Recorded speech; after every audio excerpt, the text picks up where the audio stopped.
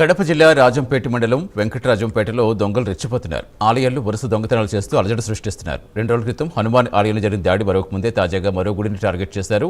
గత రాత్రి కనకదుర్గం ఆలయంలో హుండీని పెకిలించిన 2 గుర్తులేని వ్యక్తులు నగదుతో పరారయ్యారు.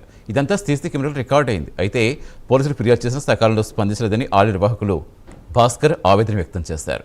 దేవాలయాల్లో వరుసగా దొంగతనాలు జరుగుతున్నా పోలీసులు పట్టించుకోవడం లేదని తెలిపారు.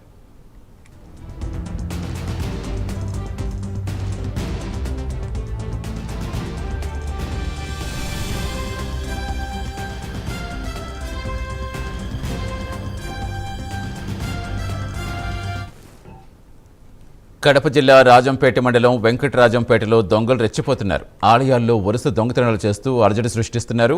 2 రోజుల క్రితం హనుమాన్ ఆలయంలో జరిగిన దాడి మరొక ముందే తాజాగా మరో గుడి టార్గెట్ చేశారు. గత రాత్రి కనకదుర్గ ఆలయంలో హుండీని పెకిలించిన 2 గుర్తులేని వ్యక్తులు నగదుతో పరారయ్యారు.